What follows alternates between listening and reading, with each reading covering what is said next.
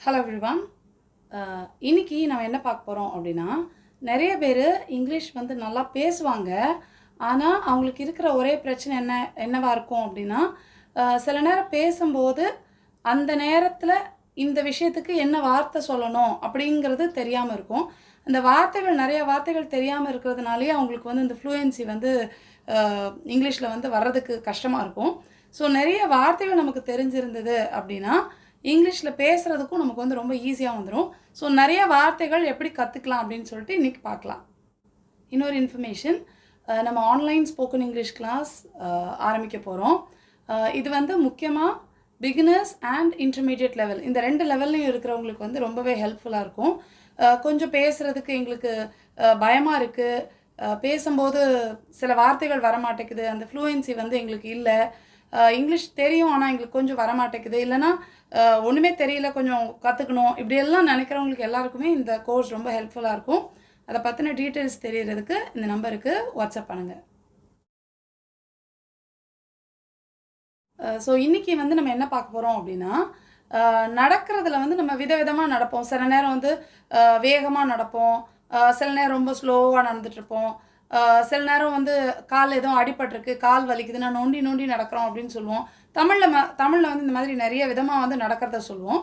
இங்கிலீஷில் அதுக்கு என்னெல்லாம் சொல்லலாம் அப்படின்னு சொல்லிட்டு இன்றைக்கி பார்க்கலாம். ஸோ ஃபஸ்ட் வேர்ட் வந்து எல்லாருக்கும் தெரிஞ்சது தான் வாக். ஸோ வாக் அப்படின்னா நடத்தல் அப்படின்னு அர்த்தம். For example, I walk my dog every day. So இதுக்கு என்ன அர்த்தம் அப்படின்னா, நான் என்னோடய நாயை வந்து வாக்கிங்க்கு கூட்டிகிட்டு போகிறேன் அப்படின்னு சொல்கிறதுக்கு I walk my dog every day அப்படின்னு சொல்லலாம். இதே இது நான் நடக்கிறேன் அப்படின்னு சொல்கிறதுக்கு ஐ வாக் 10 கிலோமீட்டர்ஸ் டெய்லி. நான் தினமும் 10 கிலோமீட்டர் நடக்கிறேன் அப்படின்னு சொல்லிட்டு சொல்லலாம். Next one, lymph. லிம்ப் அப்படிங்கிறது என்னென்னா நொண்டி நொண்டி நடக்கிறது தான் வந்து லிம்ப் அப்படின்னு சொல்கிறோம். For example, the wounded cat was limping slightly. இதுக்கு என்ன அர்த்தம் அப்படின்னா, அந்த அடிபட்ட பூனை லேசாக நொண்டிகிட்ருக்கு, நொண்டி நொண்டி நடக்குது அப்படின்னு சொல்கிறது தான் the wounded cat was limping slightly அப்படின்னு சொல்லிட்டு சொல்கிறோம். Next one, trot. இந்த ட்ராட் அப்படின்றதுக்கு என்ன அர்த்தம் அப்படின்னா வேகமான நடை அப்படின்னு சொல்லலாம். முக்கியமாக இந்த ட்ராட் அப்படிங்கிறத வந்து குதிரையோட நடை கூட நம்ம வந்து சொல்லலாம். குதிரை வந்து அதாவது அது ஓடவும் இல்லை நடக்கவும் இல்லை, ஆனால் கொஞ்சம் ஒரு மாதிரி ஓட்டத்துக்கும் நடைக்கும் நடுவுலையே ஒரு ஸ்பீடில் போகும்ல, அதை தான் வந்து முக்கியமாக ட்ராட் அப்படின்னு சொல்லுவோம். For example, the horse trotted past us அப்படின்னா அந்த குதிரை அதாவது கொஞ்சம் வேகமாக நடந்து எங்களை க்ராஸ் பண்ணி போச்சு. The horse trotted past us. Next one, wander. So wander அப்படிங்கிறது என்னென்னா ஒரு எய்ம்லெஸ் வாக்கிங், அதாவது எந்த காரணமும் இல்லாமல் சும்மா அப்படியே நடந்துட்டுருக்கிறது, ஜாலியாக ஒரு வாக் மாதிரி போகிறது. இப்போ வந்து ஸ்கூல் காலேஜ்னால் ஒரு பிரேக் டைம்னா சும்மா நடக்கணும் அப்படின்றதுக்காக ஃப்ரெண்ட்ஸோடு சேர்ந்து அப்படி போகிறது, இல்லை நம்ம ஃப்ரெண்ட்ஸோடு ஏதாவது ஒரு ஷாப்பிங் மால்ஸ் எல்லாம் போயிட்டு சும்மா நடந்துட்டுருக்கோம், அங்கேயும் நடந்துட்டுருக்குறோம் அப்படின்னா அதை தான் வந்து வாண்டர் அப்படின்னு சொல்கிறோம். For example, the students where wandering the hall. இதுக்கு என்ன அர்த்தம் அப்படின்னா, ஸ்டூடெண்ட்ஸ் வந்து அந்த ஹாலில் வந்து அப்படியே சும்மா நடந்துட்டுருக்குறாங்க அவங்க ஃப்ரெண்ட்ஸோடு சேர்ந்து அப்படின்னு சொல்கிறது தான் ஸ்டூடெண்ட்ஸ் வேர் வாண்டரிங் த ஹால் அப்படின்னு சொல்கிறோம். Next one, strut. ஸ்ட்ரட் அப்படிங்கிறது என்னென்னா ரொம்ப ஸ்ட்ரெயிட்டாக ஸ்டிஃபாக பாடியை வச்சுட்டு ஸ்ட்ரெயிட்டான ஒரு பார்வையோடு நம்ம வந்து நடக்கிறது தான் வந்து ஸ்ட்ரட் அப்படின்னு சொல்கிறோம். முக்கியமாக இந்த மாதிரி வாக்கிங் வந்து இப்போ வந்து மாடல்ஸ் எல்லாம் வந்து ரேம்ப் வாக் போவாங்கள்ல, அதை வந்து சொல்லலாம்.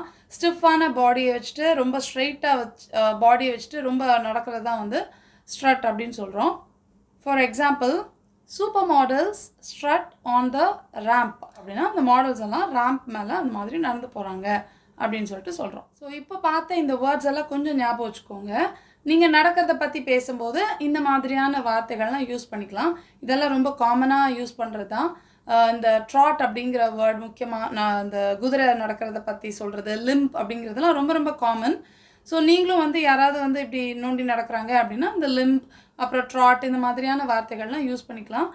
ட்ராட் வந்து குதிரைக்கு மட்டும் இல்லை, முக்கியமாக 4 கால் பிராணிகள், முக்கியமாக விலங்குகளுடைய நடை வந்து 4 காலில் கொஞ்சம் அப்படி ஸ்ட்ரெயிட் அது ஓட்டமும் நடையுமா நடக்கிற மாதிரி நடக்கிறது எல்லாத்தையுமே வந்து ட்ராட் அப்படின்னு சொல்லலாம்.